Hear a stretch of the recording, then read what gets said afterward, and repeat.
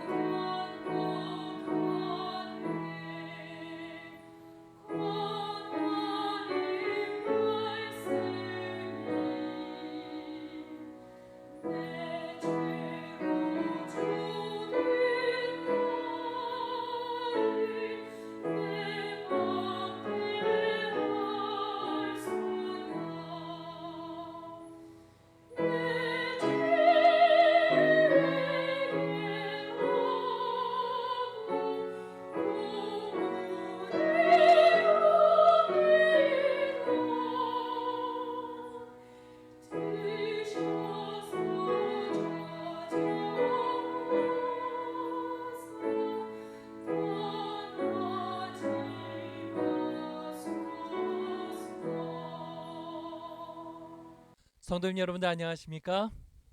지난주 이제 여름 휴가를 마쳤고요. 오늘부터 다시 동행 묵상을 위한 성경의 대략을 살피는 시간을 가지려고 합니다.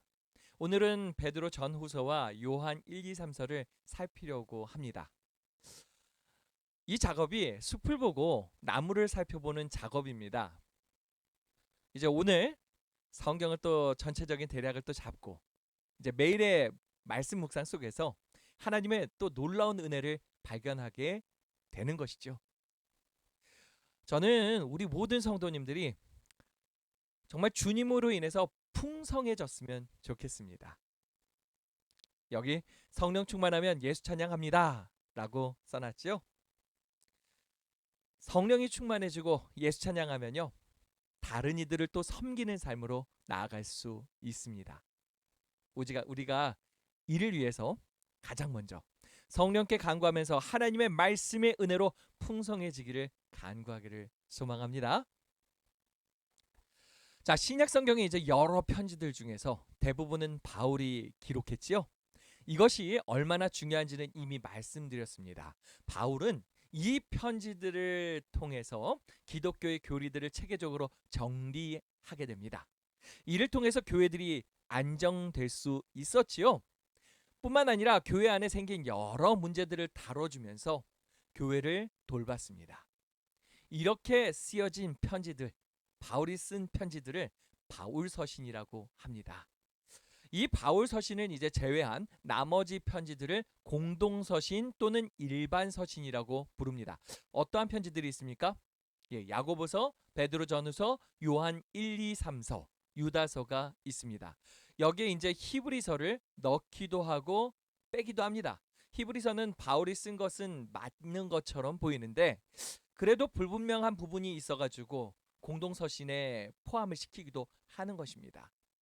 그 중에 오늘 살펴볼 것이 베드로가 쓴 편지 2권과 요한이 쓴 편지 3권입니다.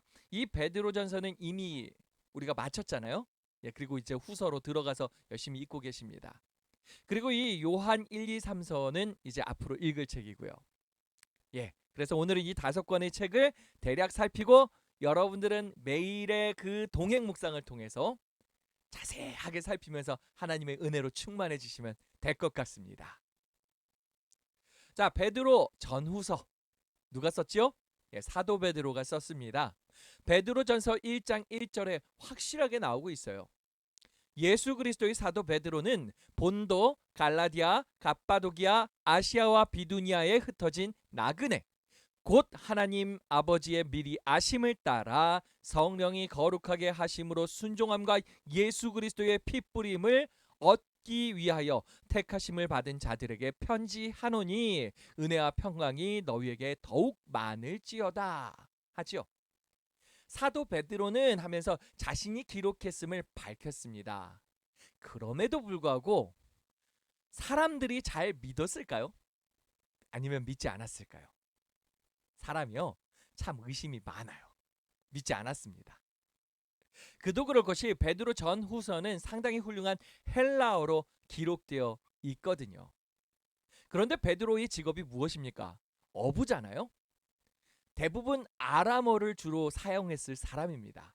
그런 사람이 어떻게 헬라어의 그 고급 문체로 이 문서를 기록할 수 있었을까? 사람들은 믿지 못하는 것이죠. 거기다 바울이 자주 사용하는 단어들이 이 베드로 전후서에 등장하고 있습니다. 그래서 어떤 사람은 이걸 바울이 쓴 거 아니야? 라고 생각을 하는 것이죠. 하지만 이들이 간과하는 것이 한 가지 있어요. 기독교의 사역은 동역하는 사역이라는 것이죠. 베드로에게도 훌륭한 동역자들이 있다는 것입니다. 베드로가 구술한 것을 실루아노라는 인물이 바울이 2차 선교 여행에 동행하였던 그 실라라는 인물이 있죠. 동일인이에요. 그 실루아노가 대필하여 준 것입니다. 이것이 베드로전서 5장 12절에 나와 있습니다.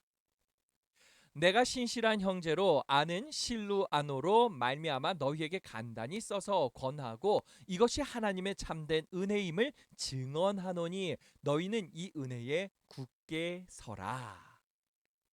이 실루아노라는 이름은 로마식 이름입니다.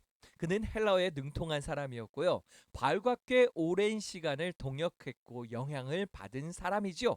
그래서 베드로 전후서에 바울의 향기가 날 수 있는 것입니다. 베드로 전후서를 읽고 있으면 사도행전의 베드로의 설교의 내용과 유사한 부분들이 상당히 많아요. 그리고 예수님의 행적을 친히 목격한 듯한 분위기의 부분들도 많이 있음을 보실 수 있습니다. 이러한 부분들을 유념하고 읽어보시기 바래요. 그럼 더 재미있게 묵상을 하실 수 있을 것이라 생각됩니다. 베드로전서는 고난과 박해 가운데 있는 그리스도인들을 격려하는 내용을 담고 있어요. 비록 힘들지만 그럼에도 소망을 그리스도께 두고 끝까지 믿음으로 순종해야 함을 위로하면서 격려하고 있습니다. 당시 그리스도인들이 많이 힘든 상황이었어요. 네로가 황제가 되면서 이제 기독교 대박해를 시작하려는 시점이었습니다. 분위기가 장난이 아니었어요. 로마의 시민들의 그 그리스도인들을 향한 적개심이 점점점 고조되고 있는 상황이었어요. 이때 베드로가 로마를 방문하였고 사역을 수행하고 있었던 중이었거든요. 곧 대대적인 박해가 있음을 예측할 수 있었죠. 성도들의 마음을 잡아주기 위해 글을 기록해야 되겠다 생각한 것입니다. 사람들이 그리스도인들을 싫어하고 박해하여 큰 핍박이 있더라도 믿음으로 끝까지 주님을 붙들며 순종하여 승리하라고 격려하고 있는 것입니다. 이어지는 베드로 후서는 이제 곧 있을 자신의 순교를 앞두고서 기록한 것 같습니다. 1장 14절을 보시면 이는 우리 주 예수 그리스도께서 내게 지시하신 것 같이 나도 나의 장막을 벗어날 것이 임박한 줄을 알미라. 자신의 죽음이 임박했음을 알고 있다고 하지요. 네로 황제가 이제 기독교를 박해하면서 베드로를 잡아다가 죽입니다. 어떻게 숨겼는지는 알죠? 십자가에 거꾸로 매달려서 죽게 되었습니다. 그러한 자신의 죽음을 예측하고 쓴 글. 어찌 보면 디모데후서와 같이 베드로의 마지막 유서와 같은 책이 이 책이 아닐까라는 생각을 해볼 수가 있는데요. 베드로도 바울과 같이 온통 그 머릿속에 교회 걱정뿐입니다. 베드로는 거짓 교사들의 그 헛된 가르침을 반박하면서 성도들에게 그리스도를 아는 그 믿음 안에서 바로 서도록 권고합니다. 이것이 1장과 2장의 내용이고 3장으로 넘어가면서 예수 그리스도의 재림 때에 있을 종말에 심판이 있을 것을 경고하면서 새하늘과 새 땅을 바라볼 것을 성도들에게 권고하는 것입니다. 이제 그 자신의 마지막에 이러한 또 하늘을 그리는 말을 했죠. 바울도 그랬잖아요. 베드로는 성도들이 끝까지 흔들리지 않고 오직 주님을 바라보면서 주님과 함께할 그 하늘을 바라보면서 소망 가운데 살아가기를 바랬습니다. 제가 최근에 이런 생각을 많이 할 수밖에 없었습니다. 지난주에 우리 염힘섭 집사님의 장례가 있었잖아요. 제가 그 장례를 집례하면서 저의 마음속에서 계속해서 일어나는 바람은 이 참여하는 가족들이 죽은 자의 부활과 하늘의 소망을 알았으면 얼마나 좋을까. 정말 그것을 알게 된다면 이 장례식의 슬픈 아픔도 다시 만날 수 있다는 그 소망이 될 수 있을 텐데 라는 생각이 든 것입니다. 우리에게 이 소망이 있음이 정말 감사한 것입니다. 그렇지 않습니까? 우리가 이 소망을 가지고 더 담대하게 살아갈 수 있기를 바랍니다. 우리의 삶 속에는 그 어떠한 역경 속에서도 주님과 함께함으로 우리가 승리할 수 있음을 믿으시길 바랍니다. 이어서 우리 사랑의 사도라 불렸던 그 요한의 편지들도 살펴보려고 합니다. 여기 그림을 하나 가져왔어요. 최후의 만찬의 장면입니다. 예수님 곁에 한 젊은 제자가 있지요. 다들 젊은데 이 요한이 제일 젊은 것 같습니다. 그 요한이 예수님을 바라보는 그 눈빛이 참 사랑이 가득 담겨 있는 것처럼 보입니까? 오늘 그 사랑을 우리가 좀 볼 수 있으면 좋겠습니다. 요한서신이 요한의 기록이라는 부분에 있어서는 대부분이 인정합니다.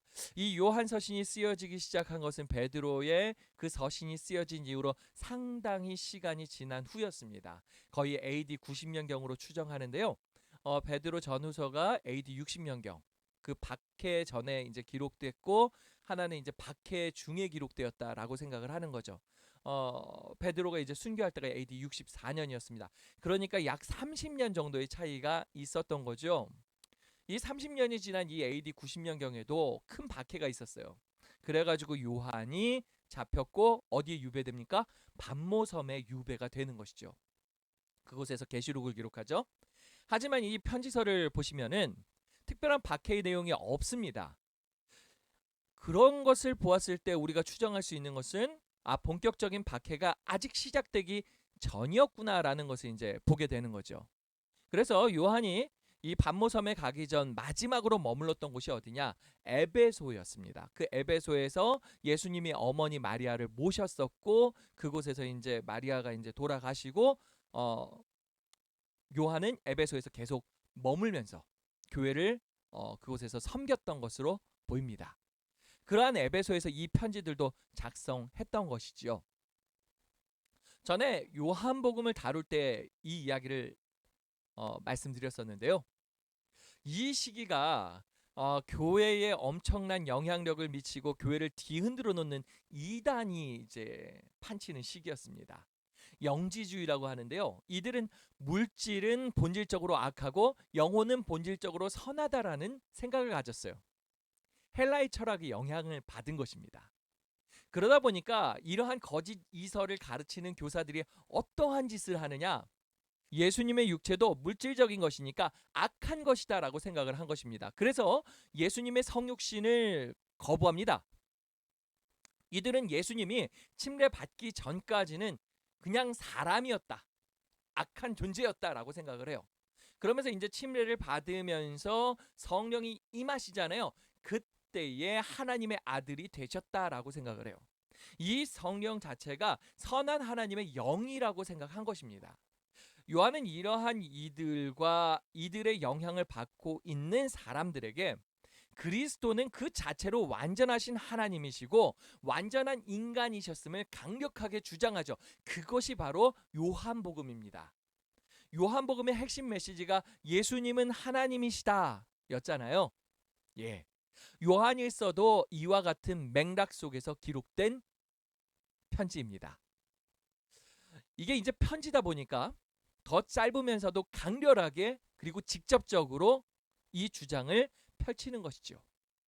그리고 요한일서에 또 한 가지 중요한 주제가 있습니다. 그것이 바로 사랑입니다. 사랑의 사도 요한이니까 이 사랑을 더 강조했겠죠? 하나님은 사랑이시다라는 말씀이 이 요한일서에서 나옵니다. 요한일서 4장 8절을 보시면요. 사랑하지 아니하는 자는 하나님을 알지 못하나니 이는 하나님은 사랑이심이라 라고 해요. 하나님의 사람은 사랑하며 살아야 한다라는 거예요. 그 이유가 무엇 때문이라고요? 우리가 믿는 하나님이 사랑이시기 때문이죠. 예. 조금 더 보시면은 9절 하나님의 사랑이 우리에게 이렇게 나타난 바 되었으니 하나님이 자기의 독생자를 세상에 보내심은 그로 말미암아 우리를 살리려 하심이라. 사랑은 여기 있나니 우리가 하나님을 사랑한 것이 아니요 하나님이 우리를 사랑하사 우리 죄를 속하기 위하여 화목 제물로 그 아들을 보내셨음이라. 사랑하는 자들아 하나님이 이같이 우리를 사랑하셨은즉 우리도 서로 사랑하는 것이 마땅하도다. 아멘. 성도는 하나님이 그 보여주신 사랑에 감동해야 합니다. 그래가지고 그 사랑에 감동해서 나 역시 그 사랑이신 하나님을 따라서 정말 사랑하며 살아가야 한다라는 것입니다. 또 성도들끼리도 진정으로 사랑해야 한다라는 것이에요. 우리가 그렇게 살고 있습니까? 성도들 간에 진심으로 사랑하고 계시지요? 꼭 그렇게 되길 바랍니다. 그렇게 살아가는 것이 어떠한 의미를 가지느냐? 16절을 보시면요. 하나님이 우리를 사랑하시는 사랑을 우리가 알고 믿었노니 하나님은 사랑이시라. 사랑 안에 거하는 자는 하나님 안에 거하고 하나님도 그의 안에 거하느니라. 그 안에 거한다라는 개념. 이거 예수님께서 제자들에게 하셨던 말씀 아닙니까? 예, 요한이 평생을 두고 이 말씀을 묵상하였던 것 같습니다. 그리고 그가 더 깊이 깨닫고 이해하고 알게 된 것이죠. 그것을 성도들에게 권면하고 있는 것입니다. 너희가 하나님의 그 사랑을 가지고서 살아가라. 그 사랑을 가지고 살아가는 것이 너희가 하나님 안에 거하는 것이고 하나님께서 너희 안에 거하는 것이다 라는 것입니다. 이게 얼마나 위대한 말씀입니까? 우리 역시 이 요한의 가르침을 잘 기억하고서 정말 주님의 사랑 안에서 살아갈 수 있기를 바랍니다. 요한은 또 이제 요한 이서 속에서 같은 내용을 다시 한번 강조해 줍니다. 예수 그리스도의 그 성육신을 부인하는 거짓 교사들의 그 위험에 대해 경고를 하고요. 또 성도들이 사랑 안에서 행하라고 더욱 짧고 굵게 격려를 하지요. 요한이서는 한 장밖에 안 됩니다. 얼마나 강렬했겠습니까? 그죠? 예, 재미있게 읽어보십시오. 자, 요한 3서는요. 조금 내용이 이제 달라집니다. 요한의 친구인 가이오의 선행과 진리 안에 거함을 칭찬해요. 그리고 디오드레베의 악행을 지적하면서 진리 안에서 계속 사역할 것을 권면하는 내용입니다. 그런데 우리가 여기서 다시 한번 유심히 좀 봤으면 하는 부분은 요한이 성도 그 가이오를 향하여 사랑하는 자여 하고 부르는 모습입니다. 2절을 보시면요. 사랑하는 자여 내 영혼이 잘된 같이 내가 범사에 잘되고 강건하기를 내가 간구하노라. 요한이 그 성도 가이오를 진심으로 사랑하는 모습이 보이지 않습니까? 얼마나 사랑했던지 그가 어떻게 되기를 바란다고요? 내가 범사에 잘되고 강건하기를 바란다라고 이야기를 하는 거죠. 여러분들 사랑하면요. 사랑하는 이가 잘되기를 진심으로 바라게 되는 것입니다. 우리도 그렇지 않습니까? 사랑하는 사람들이 잘 되었으면 좋겠다 생각하잖아요. 요한의 이 성도들을 향한 이 사랑의 심정이 참 아름답습니다. 저 역시 이러한 마음을 품고서 우리 성도들을 섬겼으면 좋겠다. 그러고서 매일 기도하고 있습니다. 사랑하는 자여 내 영혼이 잘됨 같이 내가 범사에 잘되고 강건하기를 나 간구하노라. 또 누군가는 이 말씀으로 찬양도 만들었더라고요. 우리의 교회 안에서 모든 성도의 관계가 이와 같기를 바랍니다. 서로 진심으로 사랑하면서 잘되기를 바라고 또 서로를 위해서 기도해 주는 것입니다. 또한 우리가 교회가 정말 또 진심으로 사랑함으로 인해 가지고 우리 교회가 잘 됐으면 좋겠다. 이 일을 위해서 또 서로 힘을 합치고 간구하고 이런 일들이 있으면 좋겠습니다. 자, 이제 사도들이 모두 순교하고 마지막까지 남은 요한이었습니다. 그 역시 다른 사도들과 마찬가지로 교회와 성도를 진심으로 사랑했어요. 그리고 성도들이 정말 사랑하며 살기를 바랬습니다. 그 예수님의 사랑에 젖어서요. 예. 성도들이 그렇게 교회를 사랑하다 보면 이 교회를 더욱 아름다운 하나님의 사랑이 넘치는 장소로 발전시키려 하지 않겠습니까? 저는 우리 부천서북교회가 하나님의 사랑이 풍성이 넘치는 그러한 교회가 되었으면 좋겠습니다. 외부에서 누가 오더라도 우리 교회 속에서 정말 하나님의 사랑은 이런 거구나 라는 것을 체험할 수 있는 그런 분위기가 있으면 얼마나 좋을까 라는 생각을 해봅니다. 자, 이제 마치려고 하는데요. 이번 주도 동행 묵상은 계속되고 있습니다. 절대 어렵다라고 생각하시고 포기하지 마시고요. 말씀을 묵상하시기 바랍니다. 하나님의 음성을 들으시길 바랍니다. 그리고 주님을 더욱 사랑하고 성도들 간에도 더욱 사랑하는 우리 부천서북교회 되기를 바랍니다.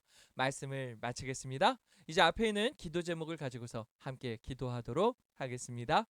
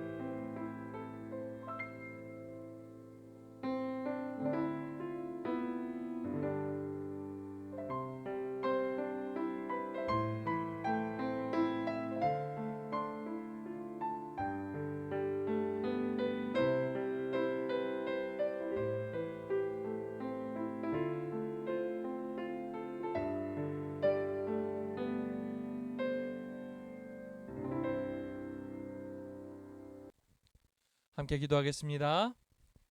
사랑 많으신 아버지 하나님, 우리에게 매일매일 말씀을 묵상하게 하심을 감사드립니다. 우리가 하나님의 말씀을 묵상할 때 하나님 주신 지혜로 충만케 하여 주시고 하나님의 놀라운 은혜를 발견케 하여 주시옵소서.